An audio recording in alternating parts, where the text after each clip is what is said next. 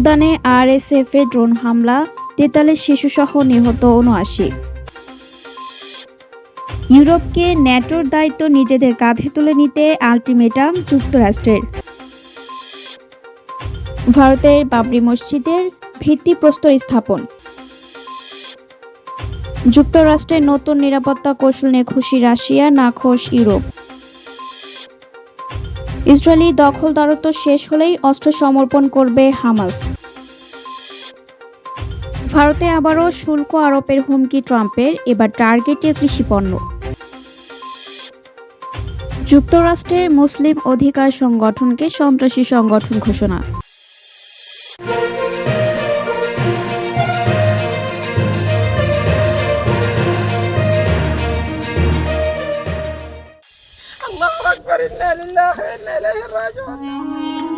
সুদানে আরএসএফের drone হামলা, ৪৩ শিশুসহ নিহত ৭৯।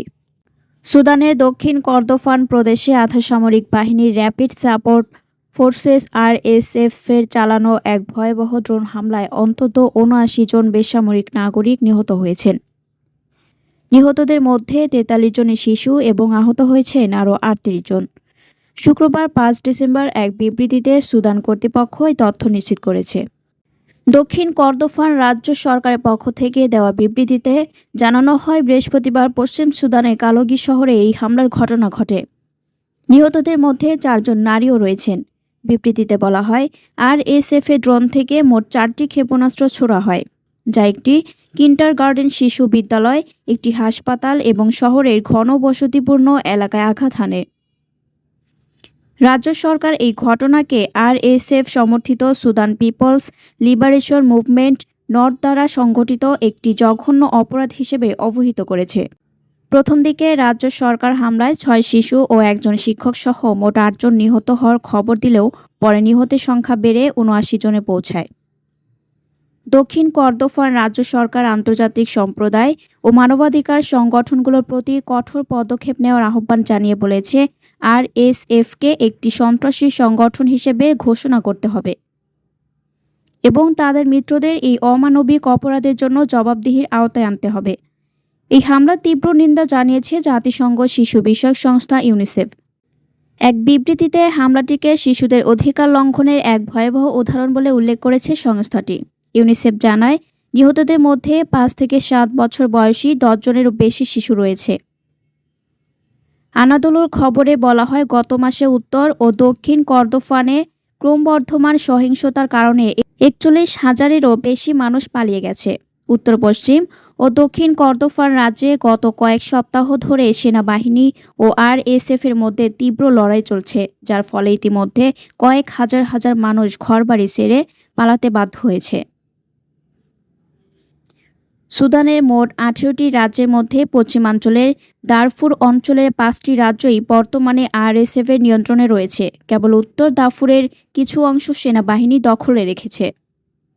অন্যদিকে দেশের দক্ষিণ, উত্তর, পূর্ব ও মধ্যাঞ্চলের বাকি ১৩টি রাজ্যের বেশিরভাগ এলাকা সেনাবাহিনীর নিয়ন্ত্রণে রয়েছে, যার মধ্যে রাজধানী খার্তুমও অন্তর্ভুক্ত। ২০২৩ সালের এপ্রিল মাসে সুদান সেনাবাহিনী ও আরএসএফের মধ্যে শুরু হওয়া এই গৃহযুদ্ধ ইতিমধ্যে ভয়াবহ রূপ ধারণ করেছে। বিশ্ব স্বাস্থ্য সংস্থার তথ্য অনুসারে এই সংঘাতে এখন পর্যন্ত নিহত হয়েছেন অন্তত ৪০,০০০ মানুষ এবং ব্যস্তচ্যুত হয়েছেন প্রায় ১,২০,০০,০০০ মানুষ। ইউরোপকে ন্যাটোর দায়িত্ব নিজেদের কাঁধে তুলে নিতে আলটিমেটাম যুক্তরাষ্ট্রের।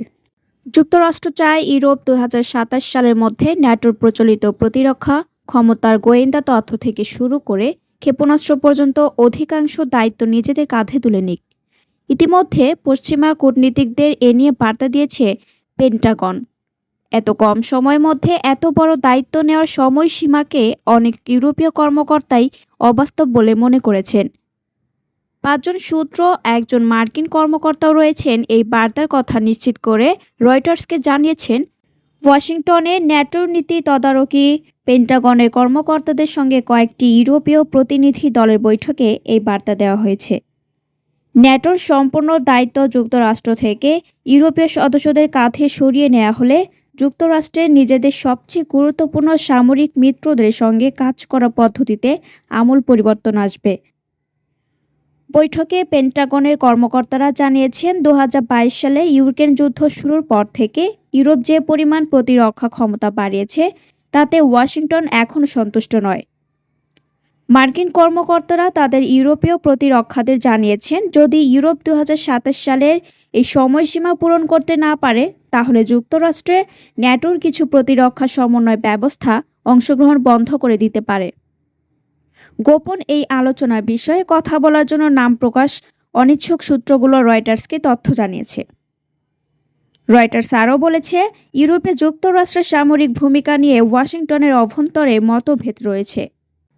মার্কিন কর্মকর্তারা তাদের ইউরোপীয় প্রতিপক্ষদের জানিয়েছেন, যদি ইউরোপ ২০২৭ সালের এই সময়সীমা পূরণ করতে না পারে তাহলে যুক্তরাষ্ট্র ন্যাটোর কিছু প্রতিরক্ষা সমন্বয় ব্যবস্থায় অংশগ্রহণ বন্ধ করে দিতে পারে।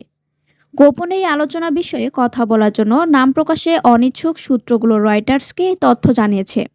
ওয়াশিংটন যে মানদণ্ডেই এগুলো যাচাই করুক না কেন ২০২৭ সালের সময়সীমা কোনোভাবেই বাস্তবসম্মত নয়, কেননা যুক্তরাষ্ট্রের কিছু নির্দিষ্ট ক্ষমতার বিকল্প তৈরি করতে ইউরোপে শুধু অর্থ আর রাজনৈতিক ইচ্ছা নয়, অনেক বেশি সময় লাগবে।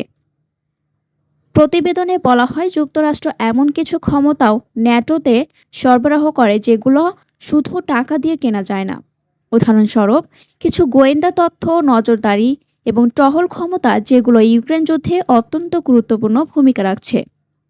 মন্তব্যের জন্য জিজ্ঞাসা করা হলে ন্যাটোর পক্ষ থেকে একজন কর্মকর্তা জানিয়েছেন, ইউরোপীয় মিত্ররা মহাদেশের নিরাপত্তার জন্য আরও বেশি দায়িত্ব নিতে শুরু করেছে। তবে এই কর্মকর্তা ২০২৭ সালের সময়সীমা নিয়ে কোনো মন্তব্য করেনি।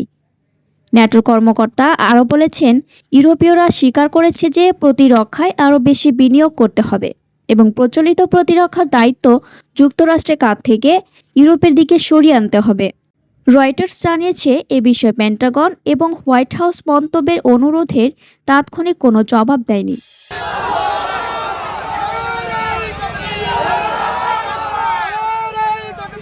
ভারতের বাবরি মসজিদের ভিত্তিপ্রস্তর স্থাপন। ভারতের উত্তরপ্রদেশের অযোধ্যায় বাবরি মসজিদ ধ্বংসের ৩৩ বছর পশ্চিমবঙ্গের মুর্শিদাবাদ জেলায় আজ বাবরি মসজিদের ভিত্তিপ্রস্তর স্থাপন করবেন তৃণমূল কংগ্রেস থেকে বহিষ্কৃত নেতা বিধায়ক হুমায়ুন কবির। হিন্দুস্তান টাইমসের প্রতিবেদন অনুযায়ী শনিবার ৬ ডিসেম্বর স্থানীয় সময় দুপুর ১২টায় ভিত্তিপ্রস্তর স্থাপনের এই অনুষ্ঠান শুরু হওয়ার কথা রয়েছে। এদিকে ঘটনাকে কেন্দ্র করে মুর্শিদাবাদে যেন কোনোভাবেই সাম্প্রদায়িক উত্তেজনা না ছড়ায়, সেজন্য যা যা করা দরকার তা করতে পশ্চিমবঙ্গ সরকারকে নির্দেশ দিয়েছেন কলকাতা হাইকোর্ট। সেই বাধার কথা পরে জানতে পারবেন। দিনের পর দিন যখন এই কাজ শুরু চলবে, আমি আজ আবার আপনাদের কাছে ঘোষণা করছি, বাবরি মসজিদ নির্মাণ হবে, কোন শক্তি আটকাতে পারবে না।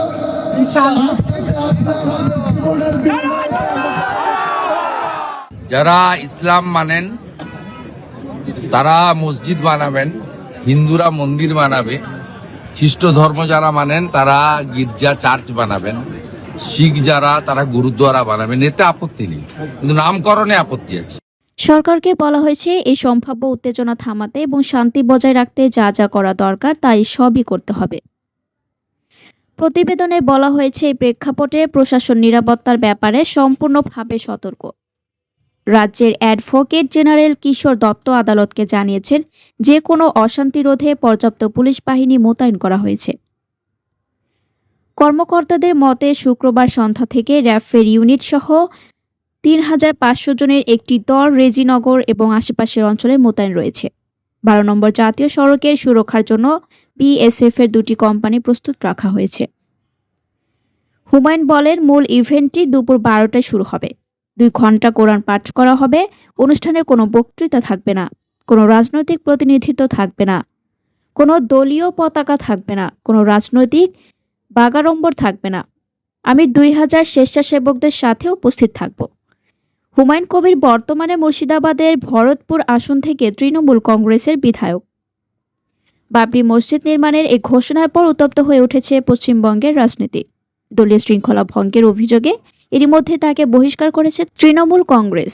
বহিষ্কারের খবর আগামী ২২ ডিসেম্বর নতুন রাজনৈতিক দল করার ঘোষণা দিয়েছেন তিনি। যুক্তরাষ্ট্রের নতুন নিরাপত্তা কৌশল নিয়ে খুশি রাশিয়া, নাখোশ ইউরোপ। যুক্তরাষ্ট্রের প্রেসিডেন্ট ডোনাল্ড ট্রাম্পের অনুমোদিত নতুন জাতীয় নিরাপত্তা কৌশলকে স্বাগত জানিয়েছে ক্রেমলিন। রাশিয়া বলছে এ নীতিমালা তাদের বৈশ্বিক দৃষ্টিভঙ্গির সঙ্গে অনেক ক্ষেত্রেই সামঞ্জস্যপূর্ণ। গত সপ্তাহে প্রকাশিত ওই নথিতে ইউরোপ সভ্যতা বিলুপ্তির মতো হুমকির উল্লেখ করা হয়েছে। এতে ইউক্রেন যুদ্ধের অবসানকে যুক্তরাষ্ট্রের মূল স্বার্থ হিসেবে উল্লেখ করার পাশাপাশি মস্কোর সঙ্গে কৌশলগত স্থিতিশীলতা পুনরুদ্ধারের দিকেও জোর দেওয়া হয়েছে। রোববার 11 ডিসেম্বর ক্রেমলিনের মুখপাত্র দিমিত্রি পেসকভ বলেন, পরিবর্তিত নীতির অনেক অংশই রাশিয়ার দৃষ্টিভঙ্গির সঙ্গে মিল খুঁজে পাওয়া যায়। তিনি নথিতে ন্যাটোকে ক্রমাগত সম্প্রসারণশীল জোট হিসেবে দেখার প্রবণতা কমিয়ে আনার যে ভাষ্য ব্যবহার করা হয়েছে সেটিকেও স্বাগত জানান। ন্যাটো সম্প্রসারণকে রাশিয়া বরাবরই নিরাপত্তার জন্য ঝুঁকি হিসেবে দেখে আসছে। তবে পেসকভ সতর্ক করে দিয়ে বলেন, যুক্তরাষ্ট্রের তথাকথিত ডিপ স্টেট যে শব্দটি প্রেসিডেন্ট ট্রাম্প প্রায় ব্যবহার করেন, তাদের অবস্থান নতুন কৌশল নথির সঙ্গে পুরোপুরি মিলবে কিনা তা এখনও পরিষ্কার নয়। 2024 সালে ক্রিমিয়া দখলের পর এবং 2022 সালে ইউক্রেনে পূর্ণ মাত্রার আগ্রাসনের পর যুক্তরাষ্ট্রের ধারাবাহিক কৌশল নথিগুলোতে রাশিয়াকে শীতল যুদ্ধ পরবর্তী স্থিতিশীলতার জন্য হুমকি হিসেবে চিহ্নিত করা হয়েছে। এটিকে অর্থনৈতিক ও ভুয়া রাজনৈতিক প্রতিযোগিতার কেন্দ্র হিসেবে উল্লেখ করে তাইওয়ান প্রণালীতে সংঘাত প্রতিরোধে সামরিক সক্ষমতা বাড়ানোর অঙ্গীকার করা হয়েছে। এতে আরও গুরুত্ব দেওয়া হয়েছে ইউরোপের পশ্চিমা পরিচয় রক্ষায় এবং সভ্যতার বিলুপ্তি ঠেকাতে, যে ভাষা ইউরোপীয় ইউনিয়ন ও যুক্তরাষ্ট্রের অতীত দক্ষিণপন্থী রাজনৈতিক বয়ানের সঙ্গে সাদৃশ্যপূর্ণ বলে বিশ্লেষকদের মতে। বিসমিল্লাহির রহমানির রহিম, আলহামদুলিল্লাহ ওয়াসসালাতু ওয়াসসালামু আলা রাসূলিল্লাহ। ইসরায়েলি দখলদারত্ব শেষ হলেই অস্ত্র সমর্পণ করবে হামাস। গাজা ইসরায়েলি দখলদারত্ব শেষ হলে ফিলিস্তিন কর্তৃপক্ষের কাছে অস্ত্র সমর্পণ করবে উপত্যকাটি প্রতিরোধ গোষ্ঠী হামাস। শনিবার 6 ডিসেম্বর এক বিবৃতিতে তথ্য জানিয়েছে সশস্ত্র সংগঠনটির আলোচক দলের প্রধান খলিল আল হায়া। তিনি বলেন, দখলদারি ও আগ্রাসনের কারণেই আমরা অস্ত্রশস্ত্র রাখছি। দখলদারির অবসান ঘটলে এসব অস্ত্র রাষ্ট্রের হাতে তুলে দেওয়া হবে। রাষ্ট্র বলতে একটি সার্বভৌম ও স্বাধীন ফিলিস্তিন রাষ্ট্রের কথা বুঝিয়েছেন বলে আল হায়ার দফতর জানিয়েছে। আমরা গাজার যুদ্ধবিরতি পর্যবেক্ষণ এবং সীমান্তে নজরদারির জন্য জাতিসংঘের বাহিনী মোতায়েনের প্রস্তাব মেনে নিয়েছি। তবে শুধু হামাসকে নিরস্ত্রীকরণের লক্ষ্য কোনো আন্তর্জাতিক বাহিনী মোতায়েন করা হলে তা মেনে নেওয়া হবে না। গত 10 অক্টোবর থেকে গাজায় যুদ্ধবিরতি চললেও তা লঙ্ঘন করে উপত্যকাটিতে হামলা চালানো ইসরায়েলের নিত্যদিনের ঘটনা। এতে প্রতিদিন হতাহত হচ্ছেন অনেকে। স্থানীয় সময় শনিবার 5 ডিসেম্বর ইয়েলো লাইন অতিক্রমের অভিযোগে আবারও নিরীহ ফিলিস্তিনের উপর গুলি ছুড়ে নেতানিয়াহু সেনারা। পূর্বাঞ্চলে হামলায় ক্ষতিগ্রস্ত হচ্ছে বিভিন্ন স্থাপনা। প্রাণ বাঁচাতে শহরের অন্য প্রান্তে আশ্রয় খোঁজে ছুটছেন বাসিন্দারা। একই দিন পশ্চিম তীরের বাসিন্দাদের উপর হামলা চালায় অবৈধ বসতি স্থাপনকারীরা। এদিকে রাফা সীমান্ত একপাক্ষিকভাবে খুলে ফিলিস্তিনদের মিশর স্থানান্তরের পরিকল্পনায় বিরোধিতা করেছেন মুসলিম দেশের নেতারা। দোহায় এক সম্মেলন শেষে যৌথ বিবৃতিতে দেশগুলো জানায়, ট্রাম্পের মধ্যস্থায় হওয়া চুক্তি অনুযায়ী রাফা সীমান্ত দুই দিক থেকেই খুলে দেওয়া উচিত। একই সঙ্গে ফিলিস্তিনিদের নিজ ভূখণ্ড থেকে তা পুনর্নির্মাণের বিষয়ে সহমত জানান তারা। ভারতে আবারও শুল্ক আরোপের হুমকি ট্রাম্পের, এবার টার্গেটে কৃষিপণ্য। যুক্তরাষ্ট্রের প্রেসিডেন্ট ডোনাল্ড ট্রাম্প সোমবার 8 ডিসেম্বর হোয়াইট হাউসে এক বৈঠকে সতর্ক করেছেন যে তিনি কৃষি আমদানির উপর নতুন শুল্ক আরোপ করতে পারেন। বিশেষ করে ভারত থেকে চাল আমদানি এবং কানাডা থেকে সার আমদানির উপর এই শুল্ক আরোপের হুমকি দেওয়া হয়েছে। কারণ উভয় দেশের সঙ্গে বাণিজ্য আলোচনায় উল্লেখযোগ্য অগ্রগতি ছাড়াই চলছে। রিপাবলিকান এই নেতা দাবি করেন, আমদানি দেশীয় উৎপাদকদের জন্য একটি চ্যালেঞ্জ তৈরি করেছে এবং আমেরিকান উৎপাদকদের রক্ষা করার জন্য তিনি আক্রমণাত্মকভাবে শুল্ককে ব্যবহার করে এই সমস্যা সমাধানের তার উদ্দেশ্যের পুনরাবৃত্তি করেন। এই মন্তব্য তিনি আমেরিকান কৃষকদের জন্য কয়েক বিলিয়ন ডলারের একটি কৃষি ত্রাণ প্যাকেজ উন্মোচন করার সময় করেন এবং একই সঙ্গে ভারত ও অন্যান্য এশীয় সরবরাহকারীদের কাছ থেকে কৃষি আমদানির তীব্র সমালোচনা করেন। ট্রাম্প বলেন, তার প্রশাসন আমেরিকান কৃষকদের জন্য 12 বিলিয়ন ডলার অর্থনৈতিক সহায়তা বরাদ্দ করবে, যার অর্থায়ন হবে বাণিজ্য অংশীদারদের কাছ থেকে যুক্তরাষ্ট্রে যে শুল্ক রাজস্ব সংগ্রহ করেছে তা থেকে। তিনি দাবি করেন, আমরা আসলে ট্রিলিয়ন ট্রিলিয়ন ডলার নিচ্ছি। যদি আপনি একটু ভেবে দেখেন এবং যোগ করেন, অন্যান্য দেশ এমনভাবে আমাদের সুযোগ নিয়েছে যা আগে কেউ দেখেনি। গত এক দশকে ভারতে মার্কিন কৃষি বাণিজ্য বৃদ্ধি পেয়েছে, যেখানে ভারত বাসমতি, অন্যান্য চাল পণ্য, মশলা এবং সামুদ্রিক পণ্য রপ্তানি করে এবং যুক্তরাষ্ট্র থেকে বাদাম, তুলা এবং ডাল আমদানি করে। তবে ভর্তুকি বাজার, প্রবেশাধিকার এবং বিশ্ব বাণিজ্য সংস্থার অভিযোগ, বিশেষ করে চাল ও চিনি সংক্রান্ত বিরোধগুলোর পর্যায়ক্রমে দ্বিপক্ষীয় আলোচনায় চাপ সৃষ্টি করেছে। যুক্তরাষ্ট্রের মুসলিম অধিকার সংগঠনকে সন্ত্রাসী সংগঠন ঘোষণা।